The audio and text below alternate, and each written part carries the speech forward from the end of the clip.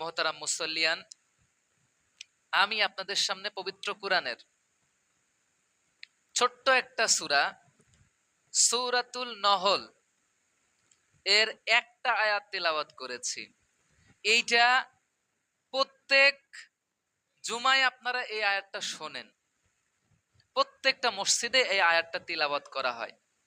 এখন কথা হচ্ছে, এইটা প্রত্যেক মসজিদে, প্রত্যেক খতিব সাহেব, প্রত্যেক ইমাম সাহেব এই প্রতি জুমাতেই খুতবায় বা সানি খুতবায় এই যে আয়াতটা তিলাওয়াত করে, আমরা শুধু শুনেই যাই, শুনতে শুনতে অনেকে মুখস্থও করে ফেলছি, কিন্তু এর ভিতরে মর্মার্থ, এর সারমর্মটা কি আমাদের জানার দরকার নাই?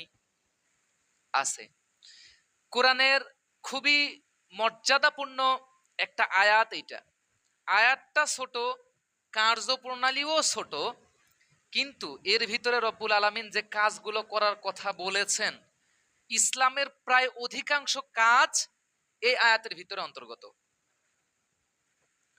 মোহতারাম মুসাল্লিয়ান, আমরা জানবো সেই সূরা সম্পর্কে, সেই সূরার এই আয়াতটা সম্পর্কে। শুরুতেই আমরা একটু সূরাটা সম্পর্কে জানি। আমি তিলাওয়াত করেছি সূরা নহল, পবিত্র কুরআনের 16 নম্বর সূরা। এই নাহল শব্দের অর্থ হলো কি বলেন তো? কেউ বলতে পারবেন? মৌমাছি, মধুমক্ষিমা, মৌমাছি। মৌমাছি রব্বুল আলামিনের এটা খুব সুন্দর একটা সৃষ্টি। এই সূরা নহলটাকে নহল নামে নামকরণ করা হয়েছে। এই সূরা নহলের 68 নম্বর আয়াতের ভিতরে রব্বুল আলামিন মৌমাছি সম্পর্কে ব্যাখ্যা করেছেন, এর অভিযোজন মানে বংশবিস্তার, এর কার্যপ্রণালীগুলো ব্যাখ্যা করেছেন। এই জন্য এই সূরাটাকে সূরা নাহল নামে নামকরণ করা হয়েছে। এটা গেল সূরা নহলকে নহল নামে নামকরণের কারণ। এবার আসেন সূরাতুন নহল। নহল অর্থ যে মৌমাছি, রব্বুল আলামিনের সৃষ্টি মৌমাছি কি রকম আমি একটু ব্যাখ্যা দেই, দিয়ে মূল আলোচনায় যাব ইনশাআল্লাহ তাআলা। মৌমাছি রব্বুল আলামিনের একটা বিশেষ সৃষ্টি। আপনারা সবাই জানেন এই মৌমাছি কি তৈরি করে? মধু তৈরি করে। মধুটা হচ্ছে একটা শেফা, শুধু শেফায় না, একটা উত্তম শেফা। মধুতে প্রায় মৃত্যু ছাড়া অধিকাংশ রোগ মধুতে নিরাময় হয়, যদি মধুটা পিওর হয়, 100% খাঁটি হয়। আর মৌমাছি যেটা উৎপাদন করে এটা 100% ন্যাচারাল এবং পিওরিটি। মৌমাছি মধু তৈরি করে বা আহরণ করে কিছু সিস্টেম আছে। মাঠ পর্যায়ে যেগুলো কাজ করে এগুলোকে বলা হয় কর্মী মাছি।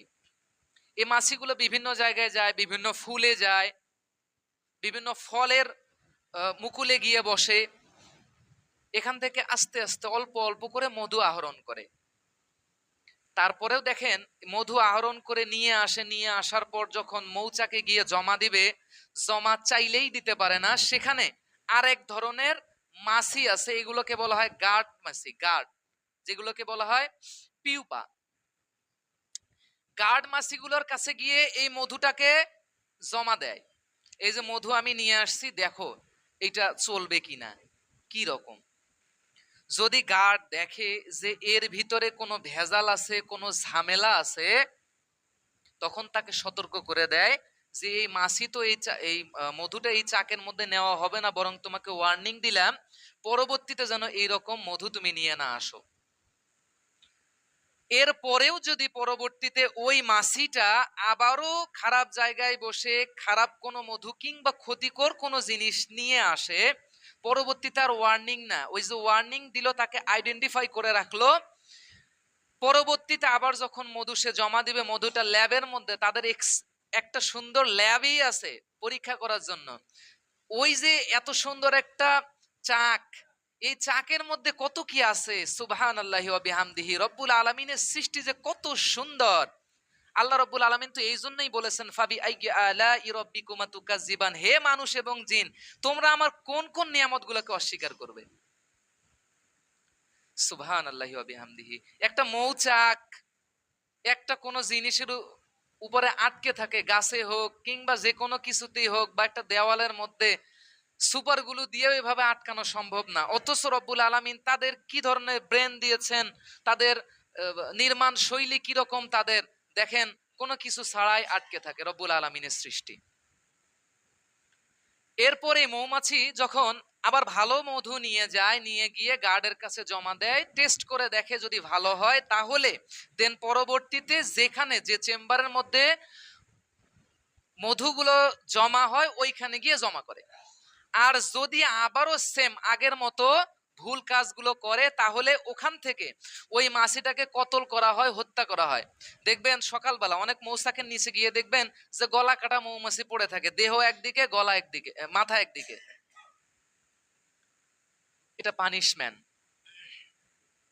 রব্বুল আলামিন এই যে মধুটাকে শেফা করে দিয়েছেন, যেটা খেলে মানুষ আরোগ্য লাভ হয়, রোগ থেকে আরোগ্য লাভ হয়। সেটার মধ্যে যদি ভেজাল থাকে তাহলে তো মানুষ আরো অসুস্থ হয়ে যাবে। এই জন্য রব্বুল আলামিন একেবারে পিওর করে মধুটাকে দিয়েছেন প্রাকৃতিক ভাবে। কোনো মানুষকে দায়িত্ব দেয় নাই, কারণ আমরা মানুষ ভেজাল করবই। এই মধুগুলো নিয়েও আমরা ভেজাল করি, ভেজাল করে আমরা এই মধুগুলো আবার বিক্রি করতেছি। এটা গেল মধুর বিষয়। আর কালোজিরার ব্যাপারে তো রব্বুল আলামিন নিজেই বলেছেন, আল্লাহর হাবিব বলেছেন, আলাইকুম বিহাজিহিল হাব্বাতিস সাউদাই ফা ইন্না শিফাউ মিন কুল্লি দাঈ ইল্লা সামা। কালোজিরা হলো এমন একটা খাবার যেটাতে মৃত্যু ছাড়া সকল রোগের প্রতিষেধক আছে। এটা বুখারী শরীফের হাদিস। মুহতারাম মুসল্লিয়ান, যাই হোক আলোচনা ওইটা নয়। আমি আপনাদেরকে সূরা নাহল সম্পর্কে একটু অবগত করার জন্যই এতদূর পর্যন্ত নিয়ে আসলাম। মুহতারাম মুসল্লিয়ান, আসুন আমরা একটু আজকে জানার চেষ্টা করি রব্বুল আলামিন এই সূরাতুল নাহলের 90 নম্বর আয়াতের মধ্যে কি বলেছেন। আসুন আমরা একটু জবান খুলে পড়ি। আউযু বিল্লাহি মিনাশ শাইতানির রাজিম। বিসমিল্লাহির রহমানির রহিম। ইন্নাল্লাহা ইয়া'মুরু বিল আদলি ওয়াল ইহসান ওয়া ইতা'i যিল কুরবা ওয়া ইয়ানহা আনিল ফাহশাই ওয়াল মুনকারি ওয়াল বাগি ইয়া'iজুকুম লা'আল্লাকুম তাযাক্কারুন। জোরে বলি আল্লাহু আকবার। মুহতারাম মুসল্লিয়ান, রব্বুল আলামিন সূরাতুল নাহলের মধ্যে বলেছেন, এইটা বলার আগে সূরা নাহলের 90 নম্বর আয়াতের মধ্যে 3টা আদেশ এবং 3টা নিষেধের কথা বলেছেন। আমি একটু আগেই বললাম আয়াত ছোট কিন্তু এর ভিতরে সারমর্ম অনেক। আসুন আমরা জানবো। তার আগেই একটু আমরা এটা জানি, সূরা নাহল এই যে 90 নম্বর আয়াত, এই আয়াতটা কোন প্রেক্ষাপটে নাজিল হয়, কেন নাজিল হয়েছে। মুহতারাম মুসল্লিয়ান, তাফসিরে ইবনে কাসির, তাফসির যতগুলো তাফসির গোটা বিশ্বে প্রচলিত প্রসিদ্ধ, তার মধ্যে তাফসিরে ইবনে কাসির হলো একটা। আল্লামা ইবনে কাসির রাহিমাহুল্লাহ তাফসিরে ইবনে কাসিরটা সংকলন করেছেন। তিনি লিখতেছেন সূরা নাহলের 90 নম্বর আয়াতের শানে নুজুলের মধ্যে তিনি লিখতেছেন, পবিত্র মক্কা ভূমিতে বিশ্বনবী মুহাম্মদুর রাসূলুল্লাহ সাল্লাল্লাহু আলাইহি ওয়াসাল্লাম আজ থেকে যখন 1500 বছর আগে বিশ্বনবী এই বিশ্ব ভূখণ্ডের মধ্যে এসেছিলেন, ঠিক তৎকালীন সময়ে পবিত্র মক্কা নগরীতে ইহুদিদের সেরা একজন নেতা ছিল। এর নাম ছিল আকসাম ইবনে সাইফি। কি নাম? আকসাম ইবনে সাইফি। এ ছিল ইহুদিদের সেরা একজন লিডার, একজন নেতা। আকসাম ইবনে সাইফের কাছে খবর গেল এই বিশ্ব ভূখণ্ডে মক্কা নগরীতে কোন এক আল্লাহর বান্দা আবির্ভূত হয়েছেন। রব্বুল আলামিন কোন একজনকে পাঠিয়ে দিয়েছেন যিনি নাকি ইসলামের দাওয়াত দিয়ে বেড়ায়, শান্তির দাওয়াত দিয়ে বেড়ায়, মানুষকে কল্যাণের দিকে ডাকে।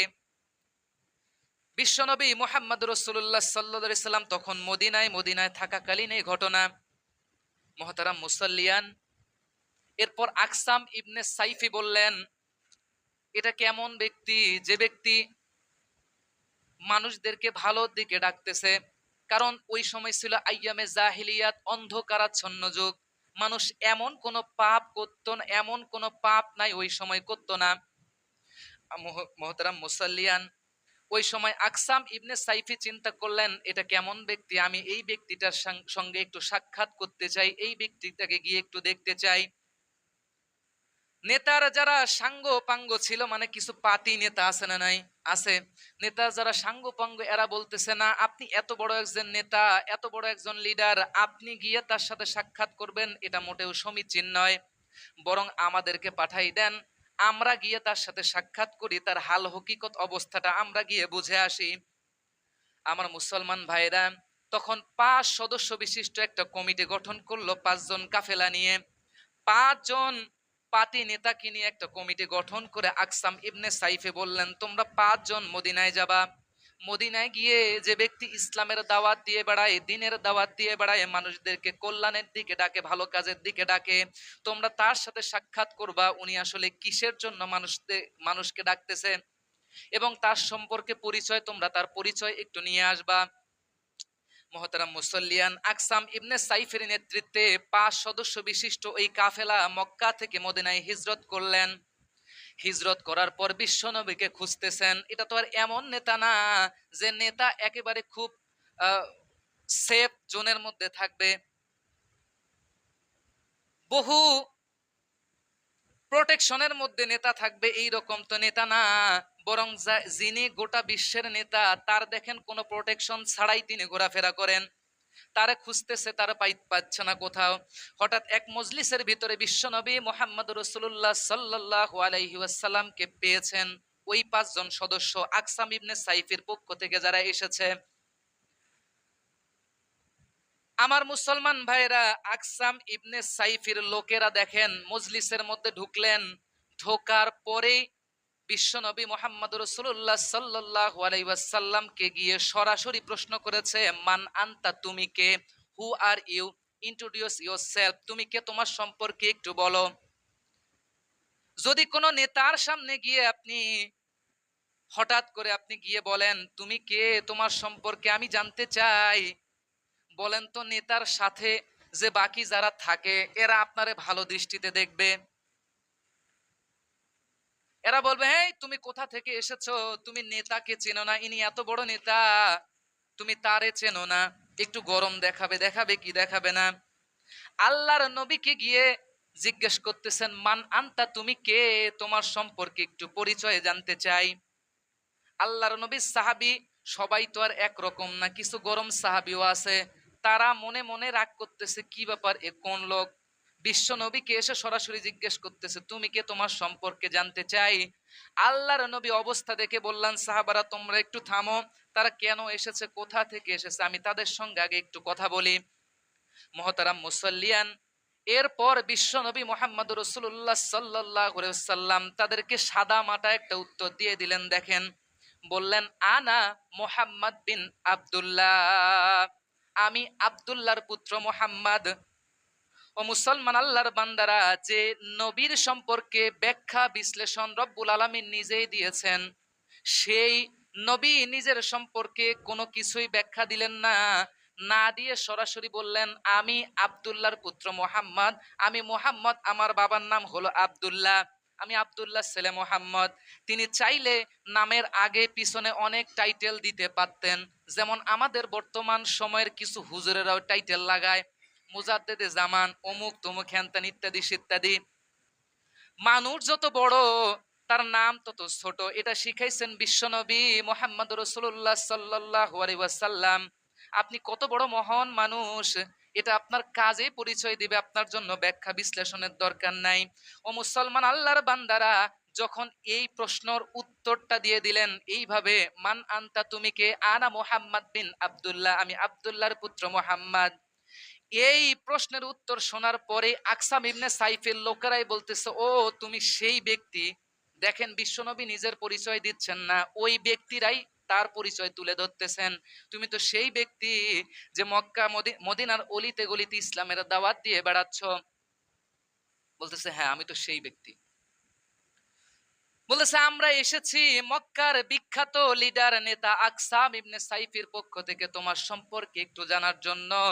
তুমি যে মানুষদেরকে এই যে দিনের দাওয়াত দিয়ে বেড়াচ্ছ, ধর্মের দাওয়াত দিয়ে বেড়াচ্ছ, তোমার সম্পর্কে একটু জানতে এসেছিলাম। আর তুমি কিসের দাওয়াত দিয়ে বেড়াচ্ছ? আল্লাহর নবী এই কথা বলতে যাবেন, ঠিক তখনই রব্বুল আলামিন জিবরাইল আলাইহিস সালাতুস সালামকে পাঠাই দিলেন, বললেন ওগো আল্লাহর নবী আপনি একটু সাইলেন্ট থাকেন, চুপ থাকেন। আপনি কিসের দাওয়াত দিচ্ছেন? আল্লাহ রব্বুল আলামিন নিজেই সেটা দিয়ে আমাকে পাঠাইছেন। তখন বিশ্বনবী মুহাম্মদুর রাসূলুল্লাহ সাল্লাল্লাহু আলাইহি সাল্লামের উপরে সূরাতুল নাহল নাজিল হয়।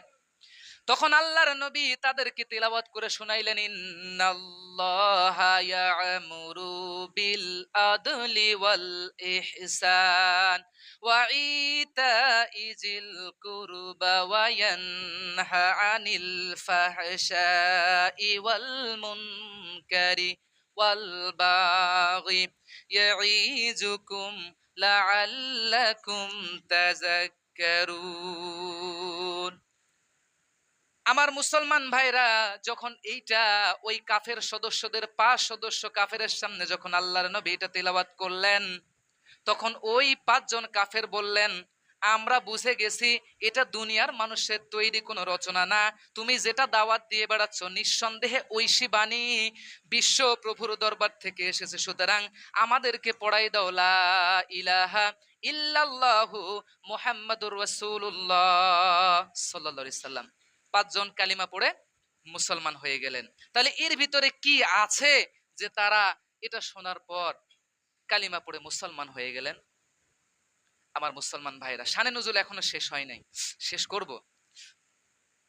তার আগে আসেন এর ভিতরে রব্বুল আলামিন আসলে কি বলেছেন একটু অর্থটা জানি। তাহলে আমি তিলাওয়াত করেছি সূরা নহল, পবিত্র কোরআনের 16 নম্বর সূরা। মোট আয়াত আছে হলো 128টা, মক্কায় অবতীর্ণ। এর মধ্যে তিলাওয়াত করেছি 90 নম্বর আয়াত। আবার বলবেন হুজুর বিশ্বনবী তো বসেছিলেন মদিনায়, আপনি বললেন আয়াতটা মদিনায় নাজিল হলো। পুরা সূরা নাজিল হয়নি, পুরা সূরা নাজিল হয়েছে মক্কায়, শুধু ওই 90 নম্বর আয়াতটা মদিনায় নাজিল হয়েছে। বুঝাইতে পেরেছি? পুরা সূরাটা একসাথে নাজিল হয় নাই। আস্তে আস্তে কালের আবর্তনে প্রয়োজনে আল্লাহর নবী এক একটা করে আয়াত এক এক জায়গায় আল্লাহ রাব্বুল আলামিন আল্লাহর নবীর উপর নাজিল করেছেন। মুহতারাম মুসল্লিয়ান, রব্বুল আলামিন বলেছেন ইন্না হরফে মুসাব্বা বিল ফেল। একটু শাব্দিক অর্থ জানি, কোথায় গেল? আচ্ছা, ইন্না নিশ্চয় আল্লাহ আল্লাহ ইয়ামুরু আদেশ করেছেন। দেখেন ইয়ামুরু আদেশ করেছেন বিল আদলি আদল প্রতিষ্ঠা করার জন্য, ইনসাফ প্রতিষ্ঠা করার জন্য, ন্যায় বিচার কায়েম করার জন্য, ওয়াল ইহসান ভালো কথা সদাচরণ ভালো ভালো কাজ করার জন্য, ওয়া ইতা ইজিল কুরবা এবং আত্মীয় স্বজনদেরকে দান করার ব্যাপারে, নিকটতম আত্মীয় যারা। ওয়ায়ানহা নিষেধ করেছেন আনিল ফাহশাই খারাপ কাজ, ওয়াল মুনকার ওয়াল বাগ মন্দ কাজ, গর্হিত কাজ এবং অবাধ্যতা থেকে রব্বুল আলামিন নিষেধ করেছেন। এটা কেন? ইয়াইজুকুম লাআল্লাকুম তাযাক্কারুন। আল্লাহ রব্বুল আলামিন তোমাদেরকে ওয়াজ করতেছেন যাতে করে তোমরা উপদেশ গ্রহণ করতে পারো। মুহতারাম মুসল্লিয়ান, এর ব্যাখ্যায় গেলে মোটামুটি 4-5 জুম্মা দরকার, 2-3 ঘন্টার আলোচনা। আমি সংক্ষেপে একটু বলবো, বাকিটা আগামী জুম্মা ইনশাআল্লাহ বলবো। আজকে শুধু কথা বলবো একটা মাত্র শব্দ নিয়ে, ইন্নাল্লাহা ইয়ামুরু বিল আদল। আদল ন্যায় বিচার, ন্যায় বিচার কি জিনিস এটা নিয়ে শুধু কথা বলবো। মুহতারাম মুসল্লিয়ান, তার আগে শানে নুজুলটা আমরা একটু শেষ করে আসি। এখান থেকে যখন আকসাম ইবনে সাইফের এই প্রতিনিধি দলটা এখান থেকে আবার মক্কার মধ্যে তারা চলে গেল, চলে গিয়ে আকসাম ইবনে সাইফের মনের ভিতরে কিউরিসিটি, 5 সদস্যের এই দলটাকে পাঠাইলাম, এরা আসলে আমার জন্য কি তথ্য নিয়ে আসলো, খবর নিয়ে আসলো, আমি একটু শুনি। তখন আকসাম ইবনে সাইফি জিজ্ঞেস করলো তোমরা কি খবর নিয়ে আসছো? তখন আকসাম ইবনে সাইফের সামনে এরা এই আয়াতটা তেলাওয়াত করলো এবং সাথে বলল যে আমরা তাকে গিয়ে সরাসরি জিজ্ঞেস করেছি তুমি কে। তিনি কোনো ব্যাখ্যা বিশ্লেষণ না দিয়ে সরাসরি শুধু বললেন আমি অমুকের ছেলে অমুক। বলছে আসলে কি এরকম সাদামাটা উত্তর দিয়েছে? বললো হ্যাঁ সাদামাটা উত্তর দিয়েছে। তারপর তিনি এই আয়াতটা তার সামনে এটা তেলাওয়াত করা হলো। তিনি বললেন ঠিক আছে এই আয়াতটা এই পর্যন্ত থাক, স্টপ, আগামী কালকে তোমরা এই আয়াতটা তেলাওয়াত করবা আমি যখন ডাকবো। উনি কি করলেন, ওনার কওমের লোক ওনার দলের লোকদেরকে একত্রিত করলেন পরের দিন, করে উনি চেয়ারের মধ্যে উপবিষ্ট। এরপর ওই 5 সদস্যের লোককে আবারও জিজ্ঞেস করলো তোমরা কালকে কি তথ্য নিয়ে এসেছো, কি আয়াতটা নিয়ে এসেছো যেটা আমার সামনে কালকে তেলাওয়াত করেছো, এই আয়াতটা আজকে আবারও একটু তেলাওয়াত করো। যখন এইটা তেলাওয়াত করলেন তখন আকসাম ইবনে সাইফি বললেন ও আমার কওমের লোকেরা, আমি তোমাদেরকে আজকে এইখানে একত্রিত করেছি এই জন্য আমি চাইলে আগামী কালকে এই আয়াতটা শোনার পর ঈমান এনে মুসলমান হয়ে যাইতে পারতাম, কিন্তু আমি চাই আমি তোমাদের সকলকে নিয়ে ঈমান এনে মুসলমান হয়ে গিয়ে ইসলামের সুশীতল ছায়াতলে ঢুকতে চাই, এই জন্য আমি আজকে তোমাদের সকলকে এখানে একত্রিত করেছি। এরপর আকসাম ইবনে সাইফি সহ তার দল বল তার সাঙ্গপাঙ্গ সব সহ সবাই ঈমান এনে মুসলমান হয়ে গেলেন শুধুমাত্র একটা আয়াত শোনার কারণে। মোহতারাম মুসাল্লিয়ান, সেই আয়াত নিয়ে আজকে কথা বলতেছিলাম। আসেন, রব্বুল আলামিন বলেছেন ইন্না হরফে মুসাব্বাবিল ফেল, আল্লাহ ইন্না নিশ্চয় আল্লাহ আল্লাহ ইয়ামুরু আদেশ করেছেন বিল আদলি আদল প্রতিষ্ঠা করার জন্য। এই আদলটা কি জিনিস আমাদের একটু জানার দরকার আছে না নাই বলেন তো? আদল কি জিনিস? আদল হচ্ছে ন্যায় বিচার। আদল থেকে আদালত শব্দটি এসেছে। আদল, ন্যায় বিচার, ইনসাফ কায়েম করার জন্য আদল শব্দটি আল্লাহ রাব্বুল আলামিন ব্যবহার করেছেন। এখন ইনসাফ আদল কি রকম? ইসলামের দ্বিতীয় খলিফা খলিফাতুল মুসলিমিন আমিরুল মুমিনিন হযরত ওমর ফারুক রাদিয়াল্লাহু তাআলা আনহু জীবনী থেকে বলতেছে আমার মুসলমান ভাইরা, এটা একটা হাদিস, কোনো গল্প নয়। উমর ফারুক রাদিয়াল্লাহু তাআলা আনহু তিনি ঘোড়া কেনার জন্য বাজারে গেলেন। ঘোড়া বর্তমান সময়ে যেমন যানবাহন বিক্রি হয়, সাইকেল বা মোটরসাইকেল বা কার যেরকম বাজারে বিক্রি হয়, এই রকম তৎকালীন সময়ে শ্রেষ্ঠ যানবাহন ছিল ঘোড়া। এই ঘোড়া কেনার জন্য আমিরুল মুমিনিন অর্ধ পৃথিবীর খলিফা, নট অনলি বাংলাদেশ ভারত পাকিস্তান শুধু এগুলাই না, গোটা বিশ্বের অর্ধেক বিশ্ব তিনি শাসন করতেন। হযরত ওমর ফারুক রাদিয়াল্লাহু তাআলা আনহু তিনি বাজারের মধ্যে গেছেন ঘোড়া কেনার জন্য। সেখানে গিয়ে ঘোড়াও পেয়েছেন, মন মতো ঘোড়া তিনি পেয়েছেন। দামাদামি হওয়ার পর ঘোড়া তিনি ক্রয় করলেন। ঘোড়া ক্রয় করে ঘোড়ার মালিককে পয়সা দিয়ে দিলেন। পয়সা দিয়ে দেওয়ার পর ঘোড়াটা নিলেন। নেওয়ার পর তিনি বাড়ির দিকে রওনা হলেন। ঘোড়া কিছু দূর আসার পর 4 থেকে 5 কিলোমিটার আসার পর ঘোড়ার 4টা পা অকেজো হয়ে গেছে, ঘোড়া দুর্বল হয়ে গেছে, মাটিতে বসে গেছে, ঘোড়া আর চলে না। আমার মুসলমান ভাইরা, এবার দেখেন খলিফাতুল মুসলিমিন আমিরুল মুমিনিন ওমর ফারুক রাদিয়াল্লাহু তাআলা আনহু শুধু না, আমরাও যদি হইতাম একটা নতুন কিছু কিনলাম, কেনার পর অল্প সময়ের মধ্যে নষ্ট হয়ে গেল, আমাদেরও রাগ মাথায় উঠে যাইতো, এটা স্বাভাবিক। বিশ্ব আমার মুসলমান ভাইরা, তাহলে গোটা বিশ্বের অর্ধেক পৃথিবী যিনি শাসন করতেন ওমর ফারুক রাদিয়াল্লাহু তাআলা আনহু, উনিও একটু রাগ হয়ে গেলেন, যদিও বা কাউকে রাগ দেখাইলেন না। তিনি ঘোড়াটাকে নিয়ে আবার বাজারের মধ্যে আসলেন, ব্যাক করে চলে আসলেন। ঘোড়ার মালিককে খুঁজে নিয়ে তাকে বললেন, এই ঘোড়ার মালিক তুমি আমাকে অসুস্থ ঘোড়া দিয়েছো, কেন দিয়েছো? আমার সাথে কেন প্রতারণা করেছো? ঘোড়ার মালিক বললেন, আমিরুল মুমিনিন আমি আপনাকে সুস্থ ঘোড়াই দিয়েছি। আমার মালিকানায় যখন ছিল এই ঘোড়াটা সুস্থ ছিল, সবল ছিল, ভালো ছিল। আপনার মালিকানায় যাওয়ার পর এই ঘোড়াটা অসুস্থ হয়ে গেছে, এখানে তো আমার কিছু করার নাই। ওমর ফারুক বলতেছেন না না, তুমি তোমার ঘোড়াটাকে ফেরত নিয়ে নাও, আমার পয়সা তুমি আমাকে দিয়ে দাও, তোমার এই অসুস্থ ঘোড়া আমি নেব না। আমার মুসলমান ভাইরা, তখন ওই ব্যক্তি বললেন, আমিরুল মুমিনিন আপনি দেশের প্রেসিডেন্ট, ঠিক আছে আপনাকে সম্মান করি, কিন্তু ন্যায় বিচারের দিক থেকে আদল প্রতিষ্ঠিত আপনাকে করতেই হবে। আমি আপনাকে দিয়েছি সুস্থ ঘোড়া, এখন অসুস্থ ঘোড়া নিয়ে এসে দিলেন, এটা তো আমি মানব না। চলেন আদালতে গিয়ে মামলা দিয়ে দেই, আদালত থেকে বিচার হবে, রায় যা হবে এই রায় আমরা মাথা পেতে নেব। আমিরুল মুমিনিন ওমর ফারুক রাদিয়াল্লাহু তাআলা আনহু তিনিও বললেন ঠিক আছে, চলো আমরা আদালতের মধ্যে গিয়ে সালিশ দেই, মামলা দিয়ে দেই। আদালতের মধ্যে এই যে কেসটা উঠে গেল, মামলাটা উঠে গেল। আমার মুসলমান ভাইরা, আমিরুল মুমিনিন ওমর ফারুক রাদিয়াল্লাহু তাআলা আনহু হাকিমের সামনে, জজের সামনে গিয়ে ঘটনা বিস্তারিত বর্ণনা করতেছেন।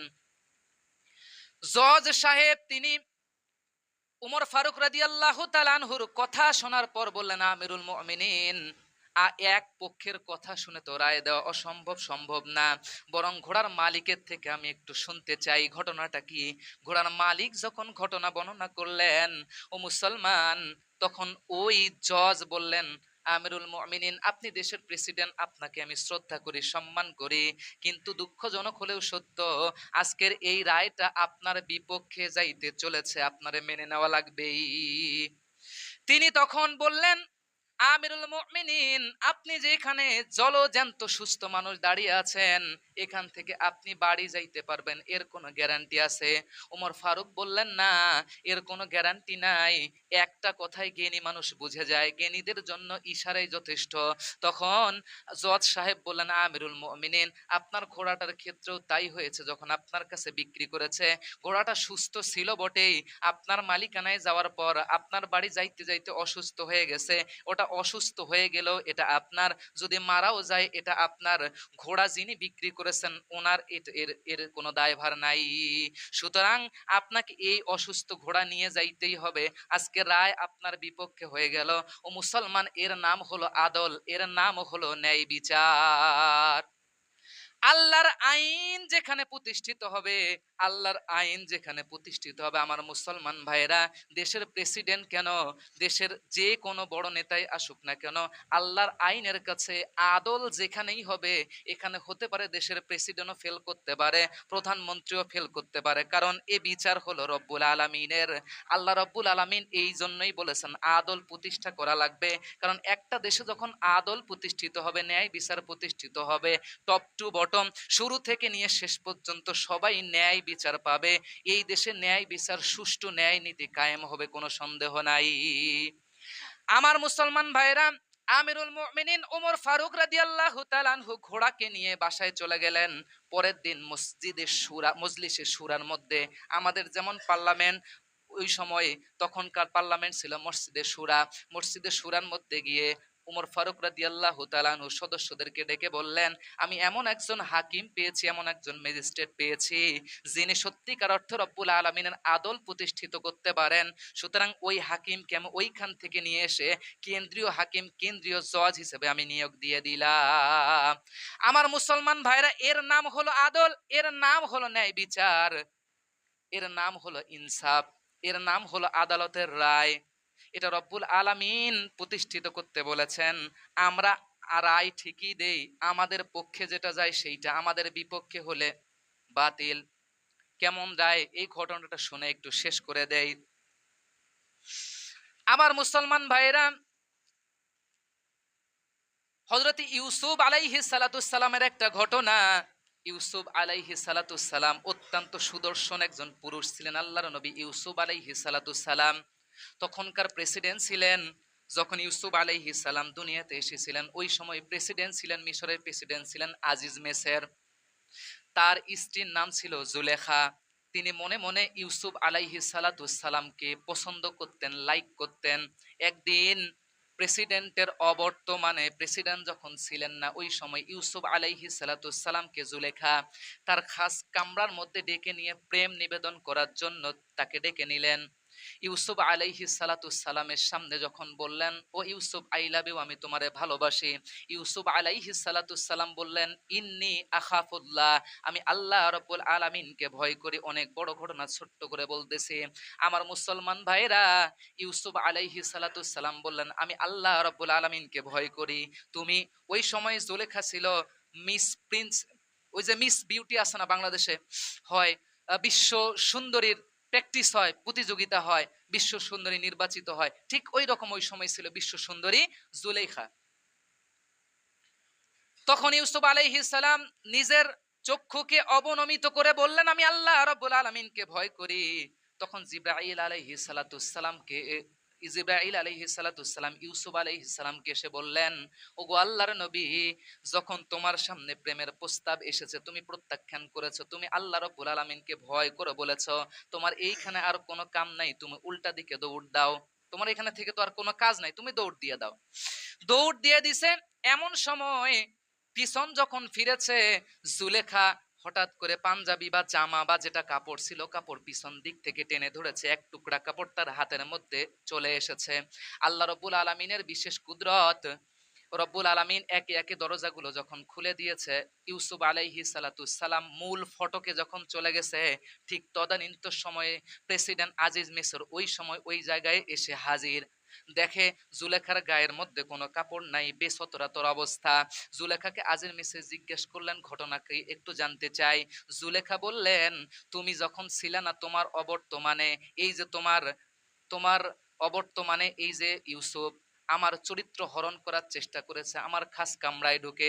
আজিজ মিসর ইউসুফকে বললেন, ইউসুফ আমি তো তোমারে ভালো মনে করেছিলাম, তুমি এই কাজ করলা। ইউসুফ বলল, প্রেসিডেন্ট সাহেব আমার কোনো দোষ নাই, আপনি আপনার স্ত্রীর খাস কামরায় ঢোকা তো দূরের কথা, কোনোদিন খারাপ নজরেও আপনার স্ত্রীরে দেখি নাই। জুলেখা বলল, মানুষ বিপদে পড়লে এমনই বলে, তাই তো, মানুষ বিপদে পড়লে এমনই বলে, সুতরাং আমি এর বিচার চাই। প্রেসিডেন্ট তখন জুলেখার স্বামী আজিজ মিসর এখন কি করলো, বিচার তো করাই লাগবে। ঠিক আছে, বিচার করতে গেলে তো সাক্ষীর দরকার, এখন সাক্ষী কোথায় পাবো? তখন একটা ছোট বাচ্চা বলল যে প্রেসিডেন্ট সাহেব, এইভাবে বিচার করা যাইতে পারে, কি রকম? যদি আজিজ মিসরের সামনের দিকের কাপড় যদি ছেঁড়া থাকে, ইউসুফ আলী ইসলামের সামনের দিকের কাপড় যদি ছেঁড়া থাকে, তাহলে বুঝতে হবে যে ইউসুফ চরিত্র হরণ করতে চেয়েছিল, যার জন্য ধস্তাধস্তি করার কারণে সামনের কাপড় ছিঁড়ে গেছে, এই দিক থেকে ইউসুফ দোষী। আর যদি পিছনের কাপড় ছেঁড়া থাকে, তাহলে বুঝতে হবে আপনার স্ত্রী তাকে ডেকেছে, কিন্তু সে প্রস্তাবে রাজি না হয়ে যখন দৌড় দিয়েছে, কাপড় টেনে ধরেছে, পিছন দিক থেকে কাপড় ছিঁড়ে গেছে। ইউসুফ যখন ঘটনা পরিলক্ষণ করলেন, ইউসুফের সাথে আর জুলেখার সাথে গঠিত ঘটনা যখন আজিজ মিসর পরিলক্ষণ করলেন, দেখলেন যে ইউসুফের পিছনের জামার কাপড় ছেঁড়া আছে। তখন তো বুঝলেন যে না, আসলেই তো দোষী তো জুলেখায়। কিন্তু জুলেখা দোষী হলে কি হবে? প্রেসিডেন্ট যে আমি, এখন যদি আমি এই বিচার করি আমার স্ত্রী দোষী, তাহলে তো আমার মান সম্মান থাকবে না, পরের দিন মানুষ টিস করবে। প্রেসিডেন্টের স্ত্রী প্রজাকে ডেকে নিয়ে নিজের খাস কামরায় ডেকেছে তার সাথে জেনা করার জন্য, এটা হইতে পারে না। বুদ্ধিজীবীদেরকে রাত্রের মধ্যে ডাক দিলেন যে আসো, একটা পরামর্শ করা দরকার যে এর বিচারটা কিভাবে করা যায়। তখন বুদ্ধিজীবীরা এসে বুদ্ধি দিল। বুদ্ধিজীবী তো বুঝেন, ওই যে বুদ্ধিজীবী যাদের মাথায় একটু মানে চুল কম থাকে, তো বুদ্ধিজীবীরা যখন পরামর্শ দিল যে না, এটা কোনোভাবেই করা যাবে না যে তোমার স্ত্রী দোষী, তাহলে তোমার প্রেস্টিজ পাংচার হয়ে যাবে, যে কোনোভাবেই ইউসুফকে দোষী সাব্যস্ত করে জেলখানার মধ্যে পাঠাইতে হবে। তাহলে রাতে রাতে রায় লেখা হলো যে দোষ জারি হোক, ইউসুফ দোষী। ইউসুফ খাস কামরায় গেছে যখন প্রেসিডেন্ট ছিল না, জুলেখার চরিত্র হরণ করার জন্য ঘরের মধ্যে গেছে, দোষী ইউসুফ সাব্যস্ত লেখা হলো, তার জেল দেওয়া হলো। পরের দিন রায় রাত্রের মধ্যে লেখা হয়েছে, পরের দিন বিচারের যখন বিচার সংগঠিত হচ্ছে, তখন এই রায় বলা হলো যে এই রায়। এখন ইউসুফ আলাইহিস সালামের হাতের মধ্যে রশি পড়ায়া, ডান্ডা বেড়ি পড়ায়া জেলখানার মধ্যে ঢুকাই দিল। আমার মুসলমান ভাইয়েরা, আমাদের আদল, আমাদের ইনসাফ, আমাদের ন্যায় বিচার হচ্ছে এরকম। যখন আমাদের বিপক্ষে চলে যায়, তখন না আমাদের বিপক্ষে গেলেও হবে কি, প্রতিপক্ষকে ঘায়েল করতে হবে যে কোনো ভাবেই। এটা হচ্ছে আমাদের ন্যায় বিচার। আল্লাহ রাব্বুল আলামিনের আদল ন্যায় বিচার কেমন দেখেন। ইউসুফ আলাইহিস সালাম জেলখানার মধ্যে ঢুকেছে, ওনাকে ধাক্কাইতে ধাক্কাইতে জেলখানার মধ্যে নিয়ে গেছে। জেলখানার মধ্যে যখন ধাক্কায় ফেলাই দেওয়া হয়েছে, উনি জেলখানার মধ্যে পড়ে গিয়ে ঠোঁট কেটে রক্ত বের হচ্ছে। শুধুমাত্র আকাশের দিকে তাকায় বলল, আল্লাহ এটা কেমন বিচার, আমার সাথে এটা কেমন কেন হচ্ছে? তখন জিবরাইল আলাইহিস সালাম এসে সুসংবাদ দিল, ওগো আল্লাহর নবী, চিন্তার কোনো কারণ নাই, আল্লাহ ধৈর্যের পরীক্ষা নিচ্ছেন। যে দরজা দিয়ে আপনাকে জেলখানায় ঢুকাইছে, ওই দরজা দিয়ে বের করে আল্লাহ রাব্বুল আলামিন আপনাকে মিশরের প্রেসিডেন্ট বানাই দিবেন। আমার মুসলমান ভাইরা, কিছুদিন পরেই ইউসুফ আলাইহিস সালামকে ওই দরজা দিয়ে বের করে রব্বুল আলামিন মিশরের প্রেসিডেন্ট পাঠায়, মিশরের প্রেসিডেন্ট হিসেবে তাকে ক্ষমতা দিয়ে দিয়েছেন। এটা হলো রব্বুল আলামিনের আদল, রব্বুল আলামিনের ন্যায় বিচার। আমার মুসলমান ভাইরা, আর একটা ন্যায় বিচার কি দেখেন, আমরা সমাজের মধ্যে সবাই বসবাস করি, হিন্দু, বৌদ্ধ, খ্রিস্টান, সবাই, সব ধর্মের মানুষ, মুসলমানেরাও বসবাস করি। একই পাথারের মধ্যে, জমির মধ্যে সবাই আবাদ করি, করি কিনা? আল্লাহ রব্বুল আলামিন যে ন্যায় বিচার করেন, আদল প্রতিষ্ঠা করেন, তিনি আমরা তো সবাই তার সৃষ্টি। রব্বুল আলামিন বলতেছেন সবাই আমার সৃষ্টি, আমি সবাইকে একই সাথে যদি গজব দেই সবাই পাবে, যদি সুবিধা দেই সবাই পাবে, বৃষ্টি দিলে সবাই পাবে, রোদ দিলে সবাই পাবে। নাকি হিন্দুরা পায় না? হিন্দুরা পায় না, না পায়? হিন্দুরাও পায়, মুসলমানেরাও পায়। রব্বুল আলামিন নিজেই আদল ইনসাফ প্রতিষ্ঠিত করলেন। আমার মুসলমান ভাইরা, আদলের উপর অনেকগুলো কথা আগামী জুম্মায় আলোচনা করা হবে। সেই পর্যন্ত এখানেই আলোচনা মুলতবি ঘোষণা করা হলো। ওয়া আখিরু দাওয়ানা আনিল হামদুলিল্লাহি রাব্বিল আলামিন। যারা সুন্নত পড়েন নাই ক্বাবলাল জুমা, 4 রাকাত সুন্নত পড়ে নেন।